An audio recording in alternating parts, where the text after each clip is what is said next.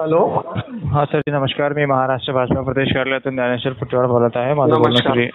हां sir Mukul ginger. Nitinji Gadkari साहेब यांच्या कार्यालयातून बोलतोय सर. बरं. तर आज सायंकाळी 6:30 वाजता शीतला माता मंदिर T point Deepti signal Nagpur येथे नागपूर लोकसभा मतदारसंघाचे उमेदवार ओके. श्री नितीनजी गडकरी साहेब यांचा प्रचार करण्यासाठी चालेल. उपमुख्यमंत्री देवेंद्रजी फडणवीस साहेब ऐका ना यांची. सर, हां माझा सर एक बोला. प्रश्न होता. मी पण भाजपाच्याच कट्टर कार्यकर्ता आहे. ठीक आहे. हां, मी बोला. वर्धमान नगरमध्ये राहतो. भाजपावाल्यासोबतच माझे मित्रता आहेत सर्व. माझा एक प्रश्न होता साहेब.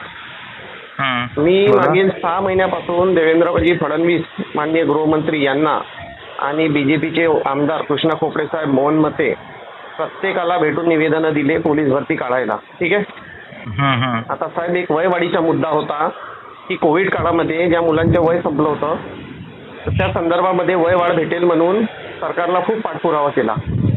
तर आमची मागणी अशी होती की सरकारने 2 वर्षाचा GR काढलेला होता वयवाढीचा सामान्य प्रशासन जो विभाग असतो GAD. तर त्यानुसार आम्हाला एक संधी देण्यात आली होती. बट काही कारणास्तव भरती जर आता मार्च महिन्यात निघली 5 मार्चपासून. ठीक आहे. आणि GRची मुदत होती 31 डिसेंबर 23. जर त्या मुदतमध्ये भरती आली असती तर आज निदान 1 लाख मुलं हे स्वतः माझ्या संपर्कामध्ये आहे. माझे ग्रुप आहे व्हॉट्सअपचे 10 ते 12. तर एवढा महाराष्ट्रभर मुलांचा विषय आहे. आता हे मुलं मतदान करतील का भाजपाला मला सांगा. आता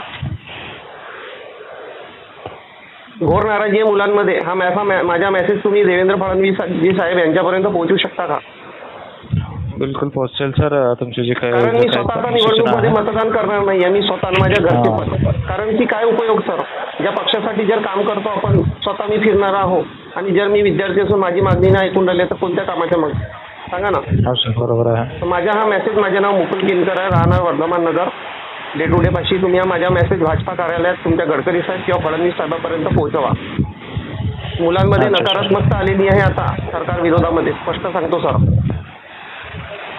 विद्यार्थी विषयानंतर मला एक सांगा, मी काही कोटी अनुदान मागत आहे, काही योजना मंजूर करायला मागत आहो का?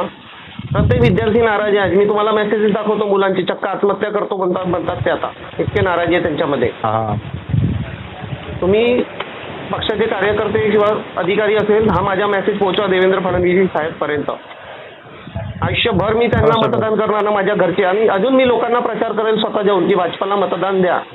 पण जर ही परीक्षा नाही दिली ना मुलांनी, 1 लाख विद्यार्थी आहे, 18,000ची भरती निघली आहे, 17,441. बरोबर आहे सर. सर एवढा माझा मेसेज पोहोचवा. मी नागपूरचाच विद्यार्थी आहे आणि स्वतः माझं कार्ड बनलेलं आहे भाजपाचं. पण मी आता तुमच्या आशेने भाजपाला मतदान करू सांगा तुम्ही. जर मी चुकीचे बोलत असेल ना तर तुम्ही न्यूजपेपर उचलून बघा, यूट्यूबवर सर्च करा की वयवाढीसाठी किती मुलं आशेने की वयवाढ भेटेल. काल डेट संपली ऑनलाईन 12 वाजता.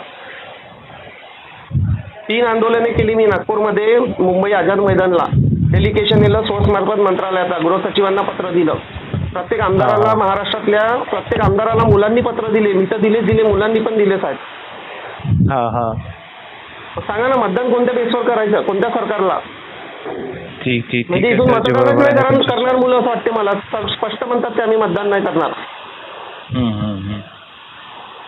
बरोबर आहे सर. तुमच्या ज्या काही सूचना आहेत मी मानून घेतलोय आणि आमच्या वरिष्ठांकडे पाठवतो सर. तिथे नाही तर मी स्वतः गडकरी साहेबांकडे 2 दिवसामध्ये येतो. मी स्वतः त्यांना भेटून एक पत्र परत देतो.